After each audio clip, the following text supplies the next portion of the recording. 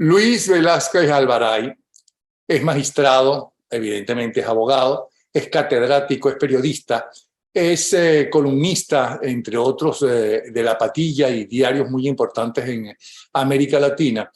Y su más reciente trabajo tiene que ver con la estrategia del Foro de Sao Paulo. Se reunieron hace pocos días algunos de los más importantes participantes a ese Foro de Sao Paulo. Ahí estaba, supongo vía internet, estaba Lula da Silva, Pepe Mujica, Alberto Fernández, Zapatero, Maduro, Samper, Dilma Rousseff, Fernando Lugo, Correa, Evo Morales, es decir, el clan completico.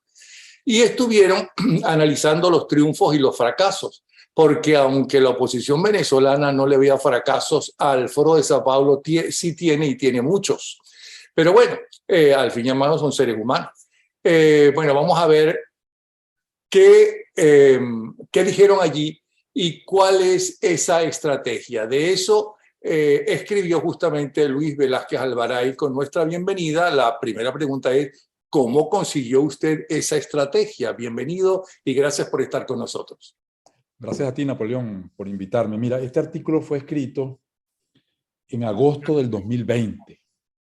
Yo tengo algunas personas que están cercanas allí y me enviaron todo el material de lo tratado, que yo lo procesé y lo convertí en un artículo que, bueno, que realmente ha dado muchas vueltas, ha dado la vuelta al mundo del presidente Uribe, que la reunión fue realizada con el objeto, en primer lugar, de celebrar que se le había dictado el auto de detención. Y en segundo lugar, para establecer una serie de puntos que yo resumí en 20 puntos y los cuales se han cumplido estrictamente hasta el momento que estamos hablando. Es decir, lo primero que tendríamos que señalar es que este es un órgano bien estructurado, muy organizado. Yo creo, por todos los documentos que tengo y de las informaciones que me han dado, este es el organismo de delincuencia organizada más grande del mundo. Ahora, eso es verdad, pero fíjense lo que acaba de suceder. Como yo tengo también información de la más reciente reunión a través de internet, ¿ok?, de ellos, pensaba que esto era muy reciente porque ellos no cambian su estrategia, que eso es lo impresionante. Ellos no cambian su estrategia, pero los demócratas, no, como que no la conocen, no la entienden, creen que es mentira o algo de eso, y entonces no saben defender, ¿no?, sus valores y sus posiciones, da la impresión. Pero les sigo escuchando. Así es.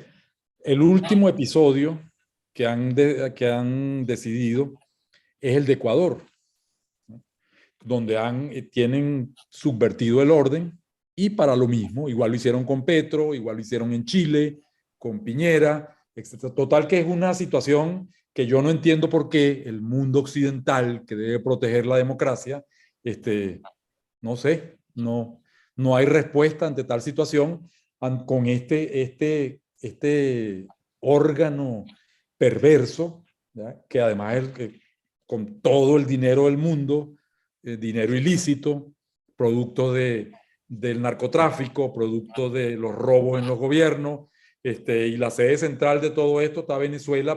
La sede económica central se dirige desde Venezuela. De tal manera que, sorpresa también, que hay gente que se habla como muy moderados en el foro internacional, y son las personas que en sus reuniones son los que mayor odio desatan. Te doy un ejemplo solamente.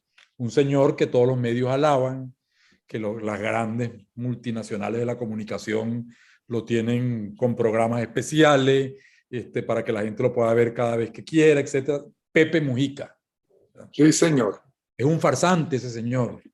Es un farsante que aparece como un santo ante la opinión pública, y es el que, junto con Lula da Silva, los que con mayor fuerza actúan para impulsar todas estas políticas terribles, ¿no?, estas políticas de desestabilización total de las sociedades, sin importarle los derechos humanos. Eso es falso, pues, lo que ese señor dice. y lo que dice Lula da Silva. Porque Maduro se sabe que es un policía preparado en Cuba para Sí, eso. pero fíjate que Pepe Mujica en su gobierno no fue radical. Pues será ahora que se ha puesto más radical entonces, porque a las reuniones que va, o a lo mejor lo hace escondido, pero es sobre todo en torno a la fuerza que se debe tener en el impulso. Fue el primero que habló y presentó allí una serie de las propuestas que aprobaron de corte realmente absolutamente totalitario. Sí, Bueno, si quiere vamos viendo un puntico rapidito, son perfecto. 20 puntos, supongo que entonces tenemos 20 minutos. Bueno, mira. Ellos acordaron después de la pandemia un plan estratégico de desestabilización que cumplieron plenamente, ¿verdad? En su objetivo fundamental, Colombia se acaba de lograr hace poquitos días, aprovechar la debilidad económica de los estados, la hambruna, organizar a la gente y sobre todo achacar todos estos problemas que generó la pandemia a la élite gobernante, etcétera, Duque, Piñera, y ahora es Lazo, la última víctima, pues es Lazo, y va por buen camino otra vez, pienso. Generar movilizaciones masivas, desequilibrantes, Chile, Colombia, Ecuador y resto de satélites de la órbita estadounidense, dicen ellos. Continuar en todos estos países la organización de información de una guardia paramilitar, que es en otro artículo también sobre el mismo foro de Sao Paulo, te lo muestro. Allí hablo yo de los terroristas durmientes del foro de Sao Paulo. ¿Por qué terroristas durmientes? Es un ejército que tienen preparado fundamentalmente desde Venezuela con Maduro, que es experto en eso. Esos terroristas durmientes los reparten, ¿no? Estaban en Colombia, esos mismos están ahora en Ecuador y fueron a Chile y de allí partirán a no sé ya o a qué otro país ya donde a ellos se les ocurre ir a desestabilizar. Bueno, Panamá, que quieren el canal, apoderarse del canal. Apoderarse del canal. Y allí hay los miembros de los grupos delincuenciales venezolanos, Tren de Aragua, etcétera, más obviamente los colectivos cubanos, etcétera, pero es un ejército durmiente, de terroristas durmientes. Van, se instalan con todas en los mejores hoteles, están allí esperando para, cuando dan la orden, arrancar con todo. Ahorita tienen el alzamiento de los indígenas en Ecuador.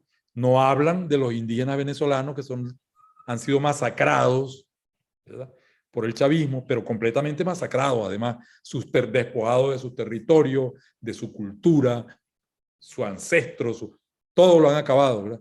Que en el estado Bolívar, bueno, tú lo conoces muy bien, el proyecto que tienen allí, que dirige el propio hijo de Maduro, llevándose el oro y llevándose los metales preciosos que existen allí, y sobre eso no se habla nada. Ahora son los indígenas del Ecuador porque es la estrategia para desestabilizar al presidente. Sí, es una guardia paramilitar.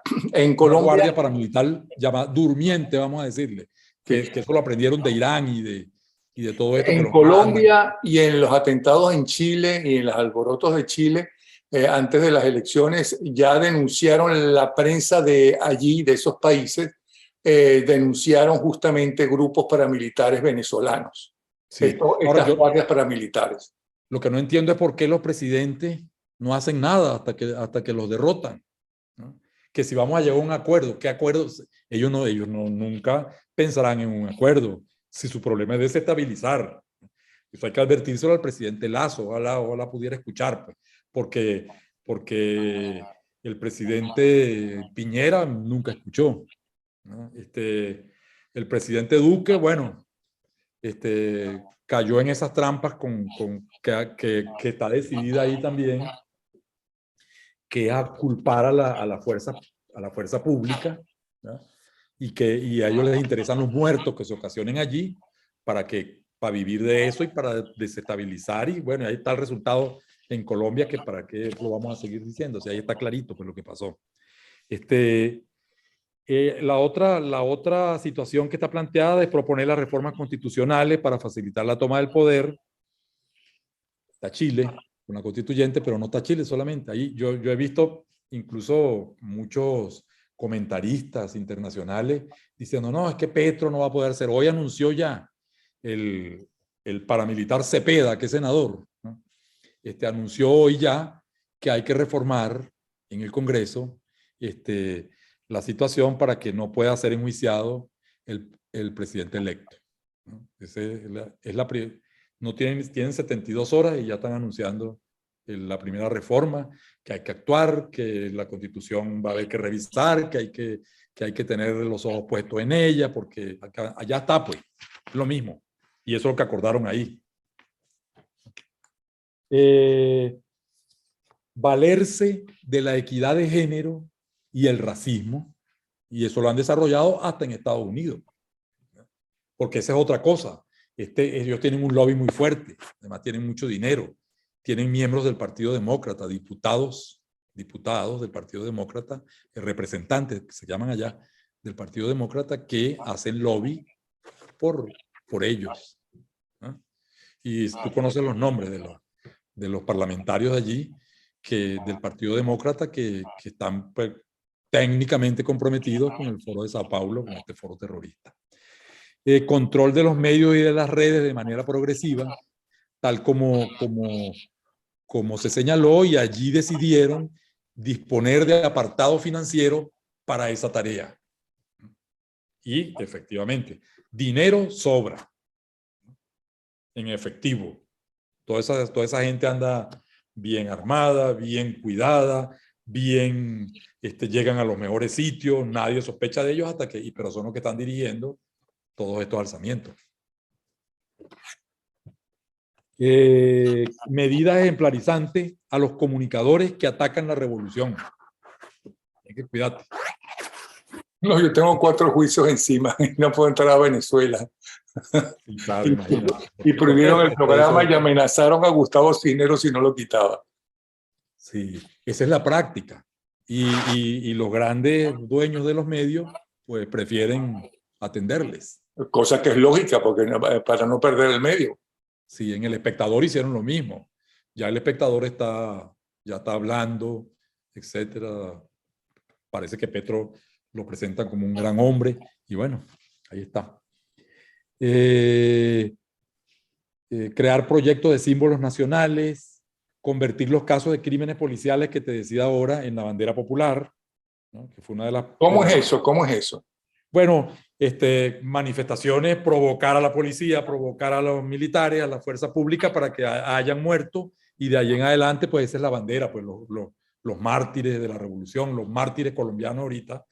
Todos los días Petro habló que los que habían caído en las luchas, eso los mandan ellos y no les importa. No les importa porque necesitan siempre muertos para poder ellos levantar esas banderas. Intensificar las campañas del culto al líder en cada uno de los países. Cuando llegan al gobierno, la primera, ya lo anunciaron también en Colombia, es reformar la educación para enfocarla hacia el adoctrinamiento de la lucha de clases, de alguna manera, pues, digamos. Así como la lucha por los derechos de las mujeres, por los derechos de todo lo aprovechan en el sentido de avanzar hacia la postura revolucionaria. Y vamos a traer una cosa, eso que acaba de decir, reafirmarlo. Todo lo aprovechan para, ¿no?, su interés personal, porque la igualdad de las mujeres la quiere cualquier persona sensata, no hace falta ser de izquierda ni de derecha. Por ejemplo, la lucha por el aborto, bueno, hay mujeres que consideran, sin ser de derecha ni de izquierda, que es su cuerpo, y hasta cierto tiempo, ¿no? Y no quieren tener el niño porque han sido violadas o lo que sea, pues entonces tienen ese derecho y aprovechan eso, el racismo, aprovechan todo eso, ¿no?, para generar movimientos en la calle. Sí, lo más peligroso de todo esto también es lo que te decía anteriormente, que es la penetración en los Estados Unidos, en las calles estadounidenses, de todo en las universidades. Ya en Estados Unidos hay universidades donde los profesores no pueden expresar sus ideas, donde cualquier profesor que hable de una situación que a ellos no les guste, inmediatamente se tiene que ir de la universidad. Lanzan una campaña contra los profesores y hay muchos ejemplos ya en las más importantes universidades americanas. Sí, eso del adoctrinamiento no es nada nuevo.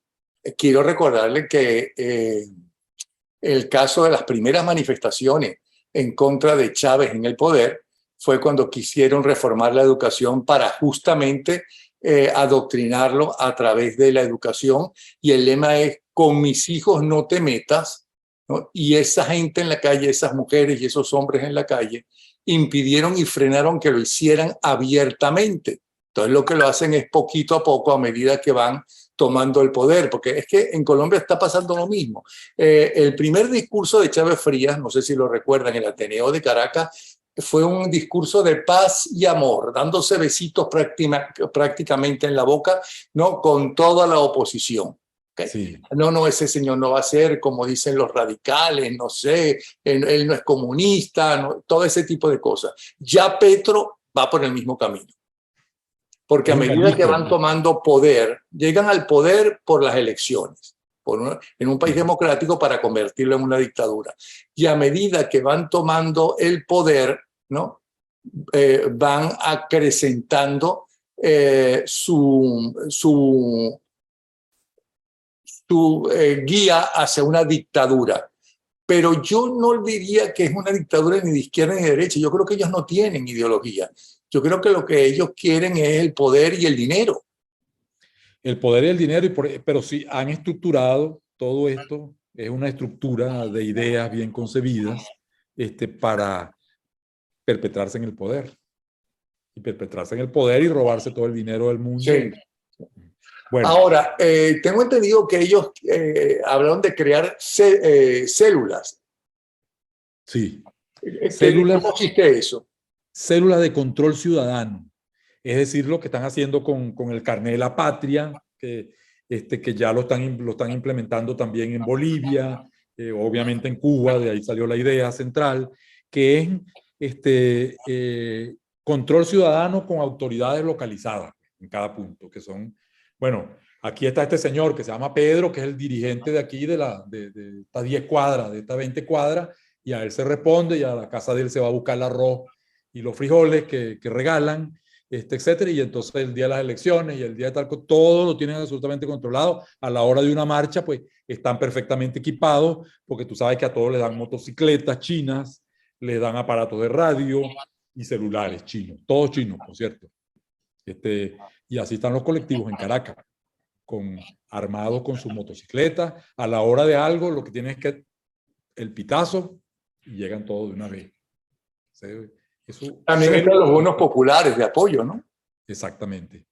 Son grupos mercenarios que montan, pues, con la gente. ¿Y qué va a hacer la gente si no tienen que comer? Pues, que aceptan.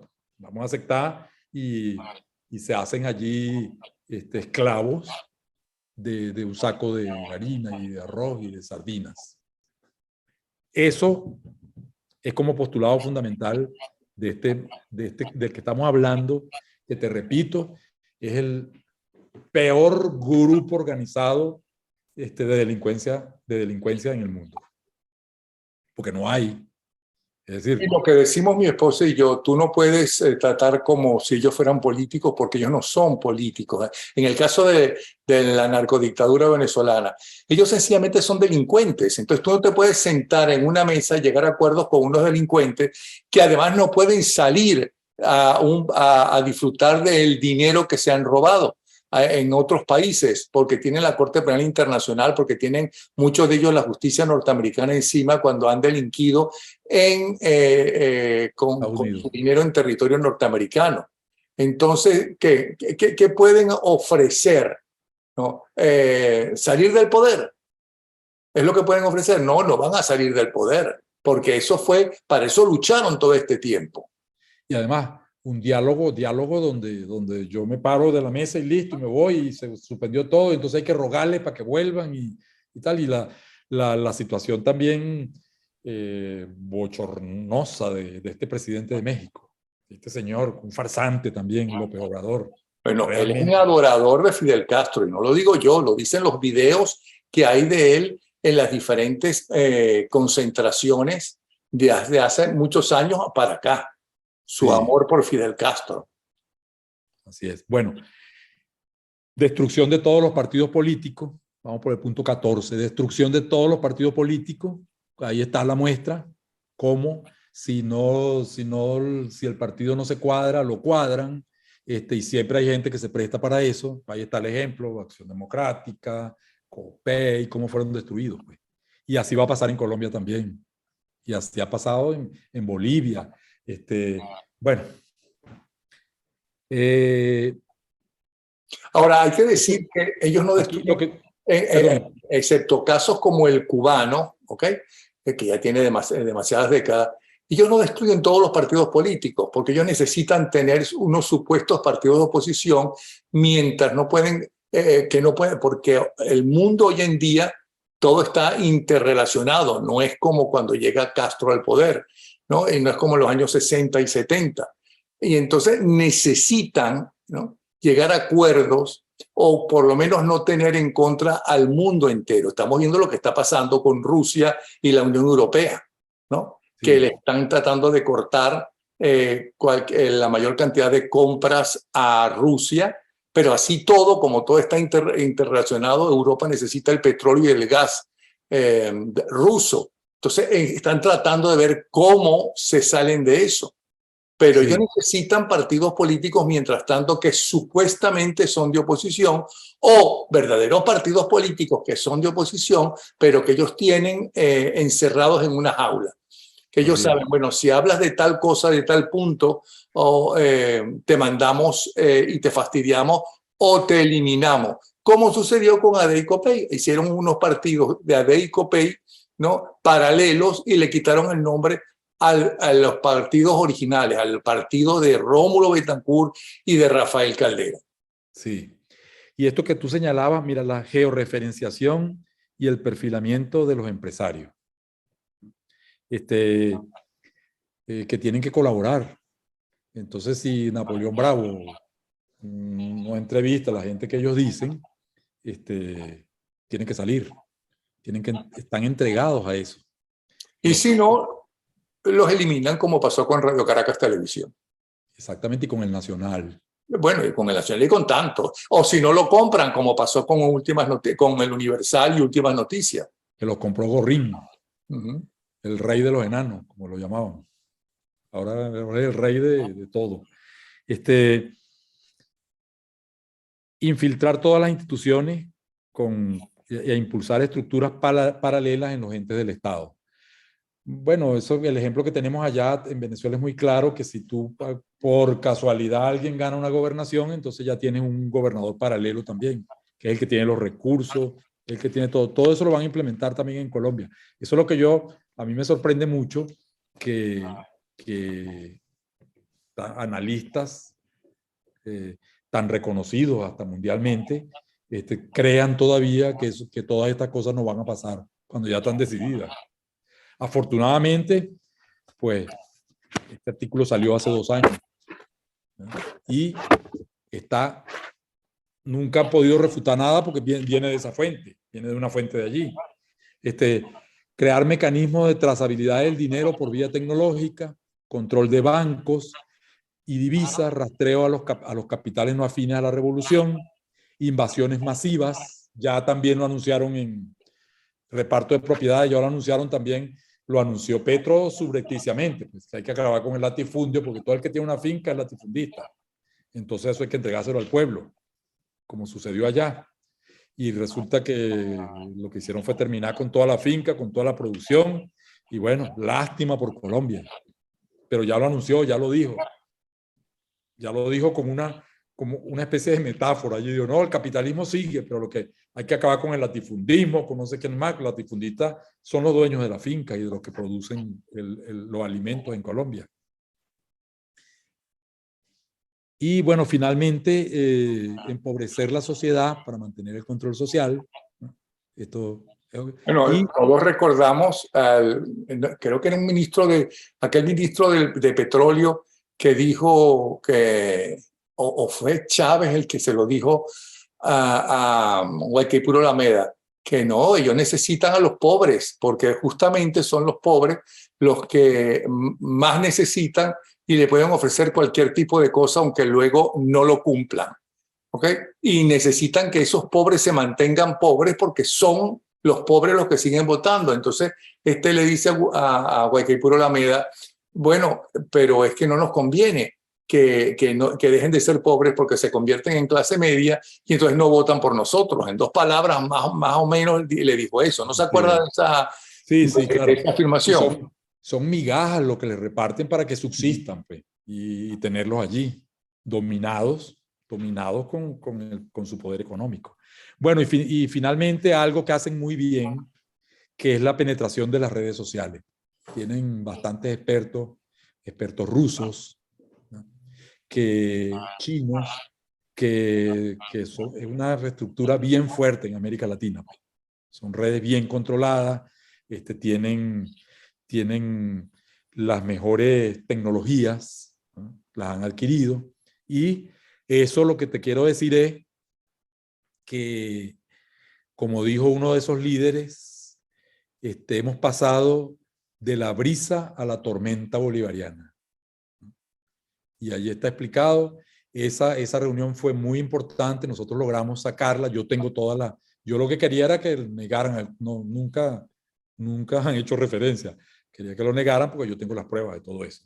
Bueno, pero es que además uno lo sabe, uno lo ve, qué pasó en Chile, ¿no? Que se ha ido desarrollando como es, pues. Sí. Un país que, por cierto, Chile y Perú, junto con Colombia, eran los 3 países de América Latina que estaban progresando más, tanto económicamente como socialmente.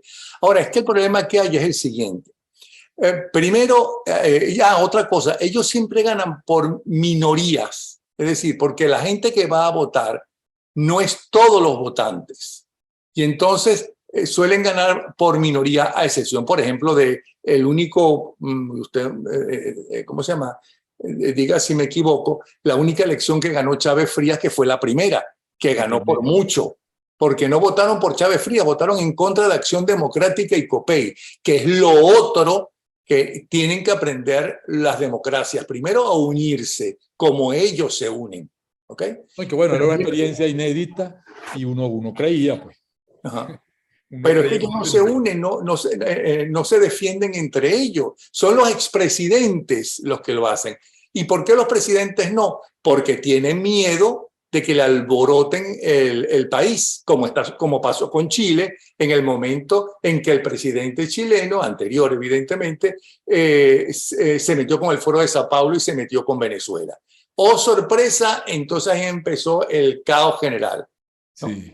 Y además, todos los países tienen problemas, todos. Dígame quién no tiene problema. Más el COVID, más el encierro de la gente, más la crisis económica mundial, más la crisis petrolera mundial, pero los ciudadanos dicen que la culpa es del presidente. Sí. Y otra cosa, que yo tengo un cuento con Chávez Frías y Carlos Andrés. 13.5 el PIB de Colombia. Ajá. Y eso no se ve. Claro, también faltó a ellos, yo creo que faltó también comunicación de las cosas, pues, pero no lo dejaban porque era matando policías, etcétera, No, ellos se comunican muy mal, realmente muy mal, porque fíjense el gobierno de Carlos Andrés Pérez II, ¿no? Lograron cifras macroeconómicas maravillosas, ¿no? Pero eso tarda en llegar a la población. Entonces tienen que convencer y decirle a la gente, mire, estamos haciendo esto, esto y esto y esto, estamos haciendo unos planes sociales, ¿no? Para tratar de paliar la hambruna mientras tanto, porque se necesita mucho sacrificio, ya está, pero entonces llegan ellos de nuevo, como la Cristina Kirchner, ¿no? Y empieza a repartir, quiebra el país, pero ¿qué les importa? Que arreen los otros. Ese es el problema. Yo le decía, cuando yo tenía 24 horas, se me ocurrió cuando ya Chávez Frías volvió a tener popularidad, porque él cuando sale de prisión no tenía ninguna popularidad. Él tuvo popularidad el 4 de febrero porque la gente lo vio como un vengador de Adey Copey. ¿Ok? Ni siquiera por él, que era un desconocido. Cuando sale de la cárcel, entonces no tiene popularidad ya pasó esa novedad de Chávez Frías. Entonces yo le digo, y luego se lanza como candidato, porque en las primeras elecciones donde él ya dio el golpe, él dijo que había que abstenerse y la gente no le hizo caso, por cierto. ¿Ok? Entonces, yo le digo, se me ocurre, bueno, vamos a hacer la misma pregunta a Carlos Andrés Pérez y a Chávez Frías. Ya Chávez Frías era candidato, ¿no? Y estaba subiendo. No estaba en el primer lugar todavía, ¿ok? Que estaba Irene Sáenz. Y claro, los dos me dicen que sí, claro, a Chávez Frías le conviene. A Carlos Andrés Pérez, el problema de Carlos Andrés es que, y es el problema de todos esos dirigentes, no, el que sabe de política soy yo. Y el mundo no cambia, el mundo sigue siendo el mismo. ¿Ok? Lo que ayer me resultó, hoy me va a resultar también, y no necesariamente es así. Entonces, cuando Carlos Andrés me dice, Macri. El ejemplo de Macri, pues. Cuando Carlos Andrés Pérez me dice que sí, ok, yo feliz, y empiezo a pensar, y voy a donde Carlos Andrés y le digo, mire, usted sabe, está seguro que quiere hacer eso, porque para mí como productor es una maravilla, pero usted se da cuenta que todos los errores que cometieron sus ministros o algunos vagabundos durante su gobierno, se lo echan a usted como presidente, porque siempre se lo echan al presidente. En cambio, Chávez Frías, ¿qué le va a decir? ¿Que era un golpista? Bueno, y Betancur y usted no fueron golpistas. Entonces, eso de los golpes ni siquiera es en contra es para los dos. No, yo me sé defender. No se supo defender. El programa se discutió en el Congreso Nacional. Entonces, ese es otro problema, que ellos se tienen que unir, tienen que entender a la gente, ¿ok? Porque la gente se siente que ya lo que sucedió con AD era el Partido Popular, que todo el mundo creía y se sentía, bueno, la mayoría identificada con Acción Democrática y si no con COPEI, ¿ok? Y de repente sintieron que no los representaban, que le habían dado la espalda. Dejaron los barrios, porque en los años 60 y 70 en los barrios estaban los curas, los adecos, los comunistas y más nadie, ayudando a la gente, en el sentido de que necesitas plata para enterrar a tu muerto aquí, yo te consigo la plata. Necesitas para tu rancho acomodarlo, yo te consigo las cosas. Y se olvidaron de ellos. Entonces, que no se quejen, la gente no es idiota, porque además ahora que dicen es que la gente es bruta. No. La gente no es bruta. Esa gente humilde necesita vivir todos los días. Y eso es lo que uno no entiende de los demócratas, que ya el mundo es mucho más difícil. Yo creo que a mí me hubiera gustado, le decía el otro día, no me acuerdo a quién, haberle preguntado a Carlos Andrés Pérez y a Rafael Caldera, que gobernaron en dos momentos diferentes de la historia. Si no fue muchísimo más difícil poder hacer las cosas en su segundo gobierno que en el primero. Sí.